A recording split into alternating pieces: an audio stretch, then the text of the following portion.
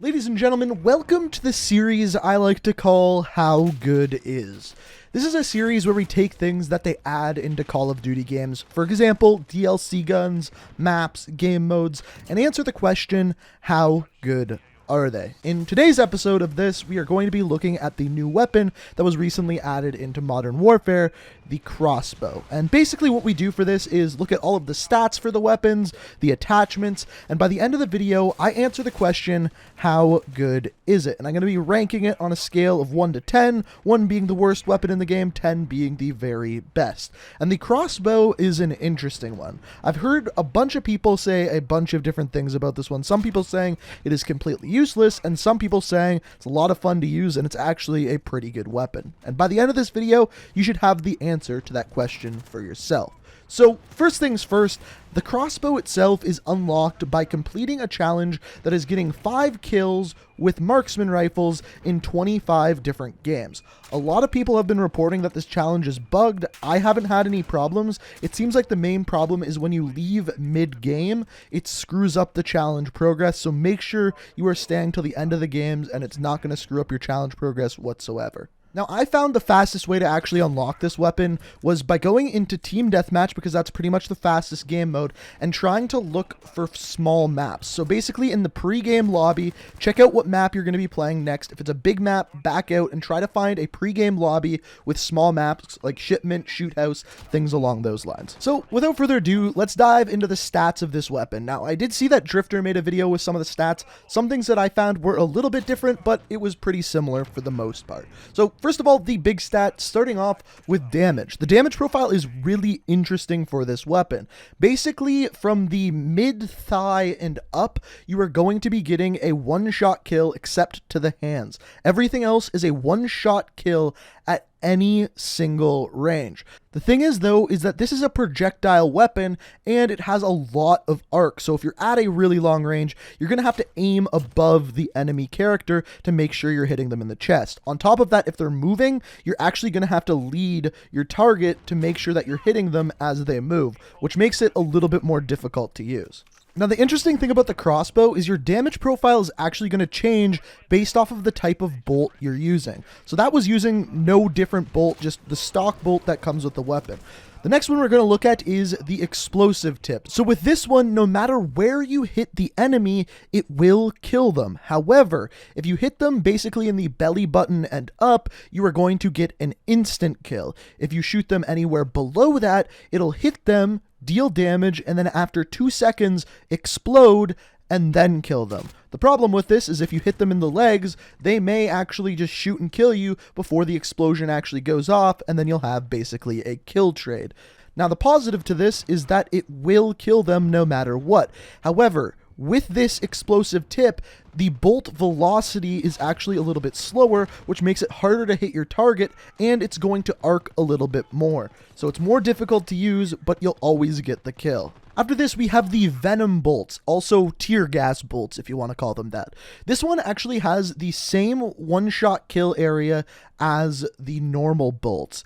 The difference is when you shoot an enemy, if you hit them, only if you hit flesh, nothing else, it'll have a tear gas grenade that goes off. It actually doesn't deal any damage to players, but it makes them cough, screws with their vision, and makes it harder for them to see you.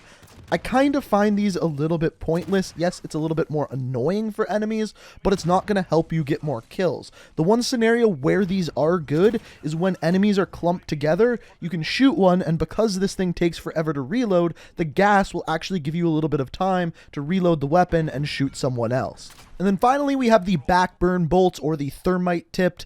I don't like these ones, I'll just tell you straight up. It is always going to be a one-shot kill as long as you hit the body. However, it's only going to instant kill the enemy if you shoot them in the neck or head. If you hit them anywhere else, it is going to take 1.5 seconds to actually kill them. It'll slowly deal damage to them like a thermite grenade and then kill them. So yes, you will always get a kill, but I found myself often getting kill trades with this because I'd hit them dead in the chest and then it would take 1.5 seconds to actually kill them, and in that time, I would have to reload, the enemy would shoot me, I would die, and it would just be a kill trade. Now, because this weapon is almost always a one-shot kill, I want you guys to think of it almost like a sniper rifle that's more difficult to aim because of the bullet velocity is lower and it arcs more than a normal sniper rifle. So think of it as that while we look at the rest of the stats. So it may sound like the damage is really fantastic on this because you can get a one-shot kill at any range, and it is. The problem with this weapon, though, is its reload speed. Because after every time you shoot,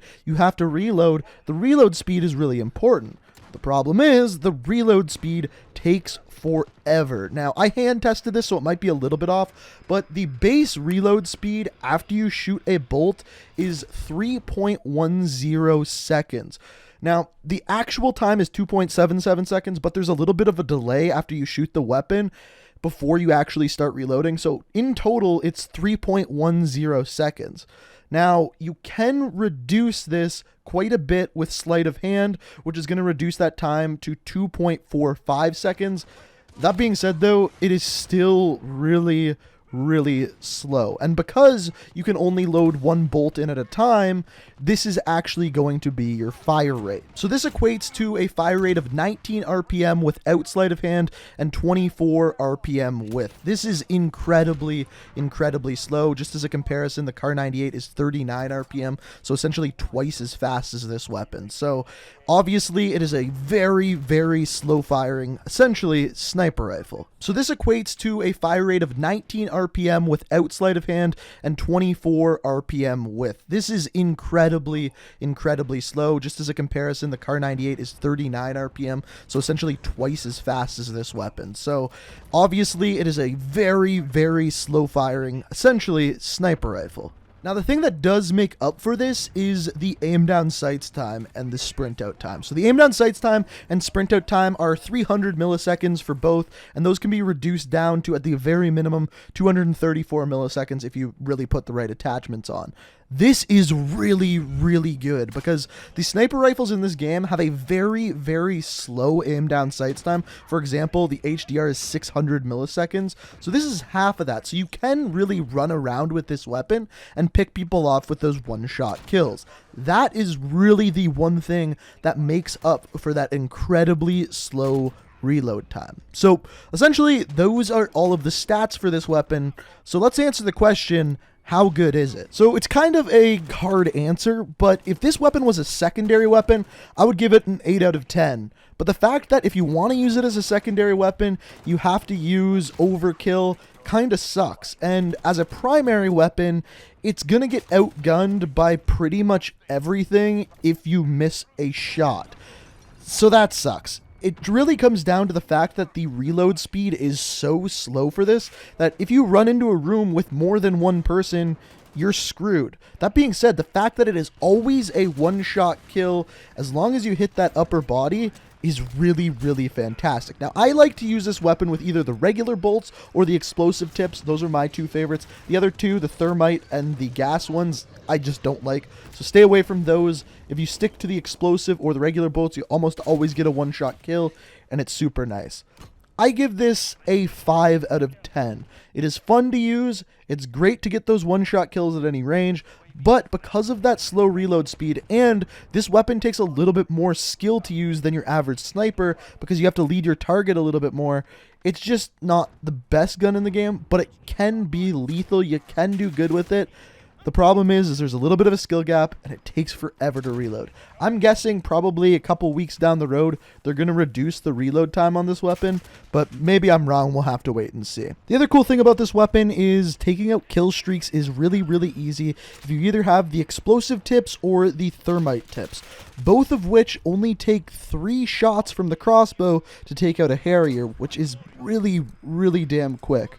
Now, if you want a good class setup, here's what I like to use. So here is the class that I like to use. I think the hardest attachment to decide is between the 200 pound and 100 pound arms.